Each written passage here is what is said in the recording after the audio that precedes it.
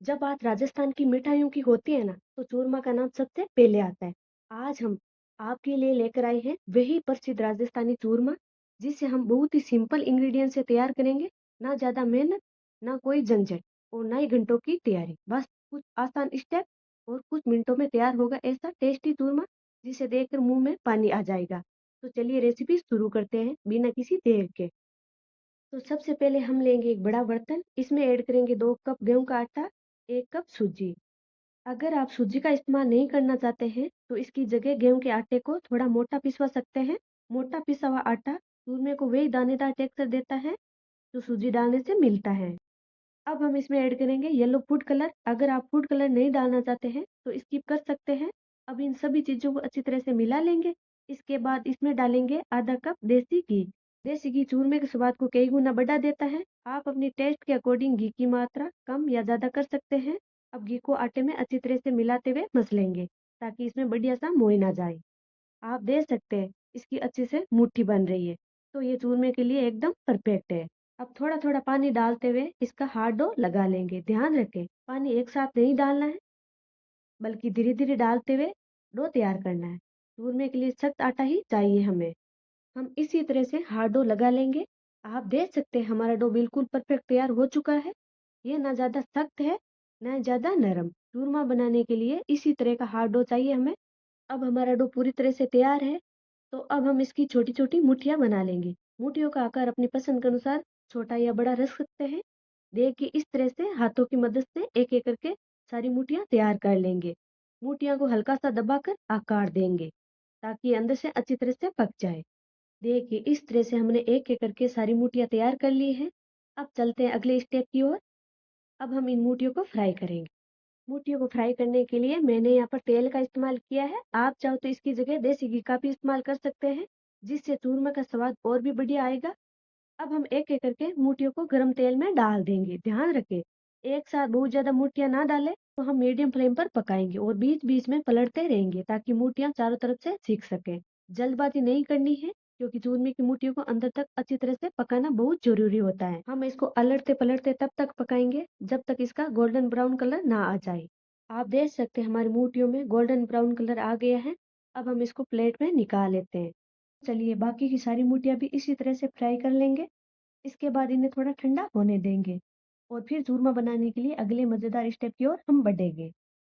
देखिए हमारी मोतियाँ अच्छी तरह से ठंडी हो गई हैं।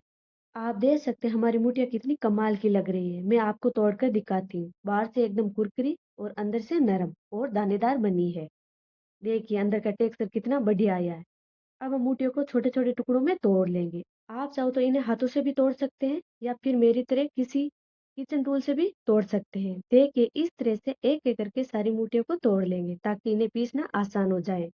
आप देख सकते हैं सारी मोतियों को हमने इस तरह से तोड़ लिया है। अब हम लेंगे एक ग्राइंडिंग जार और इसमें ये टूटी हुई मोतियाँ डाल देंगे। इस बात को आपको खास ध्यान रखना है, इससे बहुत ज़्यादा बारीक नहीं पीसना है। चूरमे का स्वाद और टेक्सचर तभी अच्छा आता है, जब इसमें हल्का दानेदारपन बना रहे।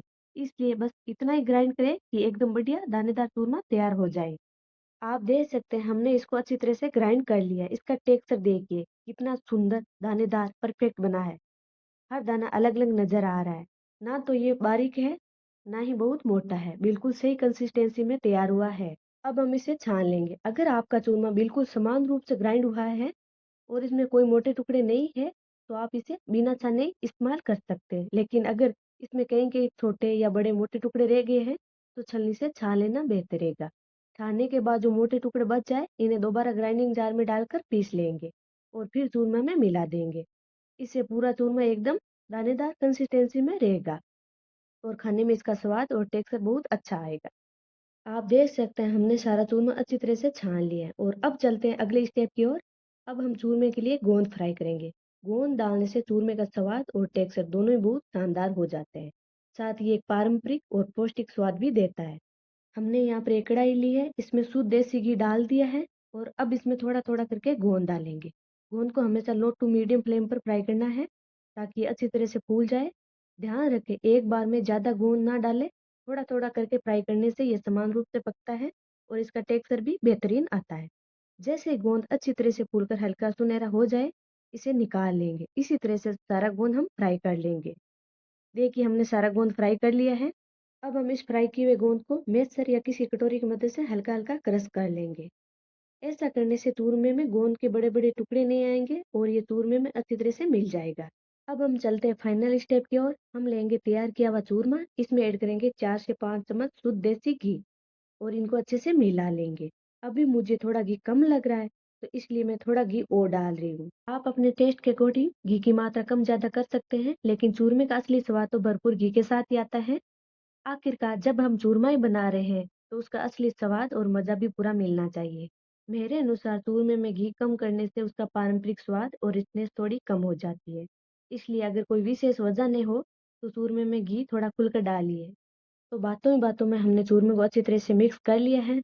अब इसमें ऐड करेंगे आधा कटोरी क्रश किया हुआ गोंद, आधा कटोरी नारियल का बूरा, आधी कटोरी पीसी हुई चीनी। आप अपने टेस्ट के अकॉर्डिंग चीनी की मात्रा कम ज़्यादा कर सकते हैं। इसके साथ ही डालेंगे थोड़ी-सी किशमिश, काजू और बादाम, जिन्हें हमने छोटे-छोटे टुकड़ों में काट लिया है। ड्राई फ्रूट्स आप अपनी पसंद के अनुसार कम ज़्यादा कर सकते हैं। आप चाहो तो इसमें पिस्ता, अखरोट या अपने मनपसंद के अन्य ड्राई फ्रूट्स भी ऐड कर सकते हैं। इससे चूरमे का स्वाद और भी शानदार हो जाता है। चूरमे को हमने अच्छी तरह से मिक्स कर लिया। आप देख सकते हैं इसका टेक्सचर कितना कमाल का है और दानेदार लग रहा है। तो हमारा राजस्थान का प्रसिद्ध सुपर टेस्टी चूरमा बनकर तैयार हो गए हैं। अब हम इसकी गार्निशिंग करेंगे। आप अपनी पसंद के अनुसार गार्निशिंग कर सकते हैं। इसके लिए काजू, किशमिश, बादाम अपनी पसंद के अनुसार कोई भी ड्राई फ्रूट्स ले सकते हैं। अगर आप भी पारंपरिक राजस्थानी चूरमे का असली स्वाद लेना चाहते हैं, तो इस रेसिपी को एक बार घर पर ज़रूर ट्राई कीजिए। यकीन मानिए इसका स्वाद बच्चों से लेकर बड़ों तक सभी को बेहद पसंद आएगा। तो लीजिए हमारा राजस्थान का सुप्रसिद्ध चूरमा पूरी तरह से तैयार है। अब इसे प्यार से परोसिए, अपने परिवार और मेहमानों के साथ इसका आनंद लीजिए। अगर मेरी रेसिपी पसंद आई है तो प्लीज़ वीडियो को लाइक करें, शेयर करें एंड सब्सक्राइब करना बिल्कुल ना भूलें। मिलते हैं एक मज़ेदार रेसिपी के साथ, तब तक के लिए टेक केयर, बाय।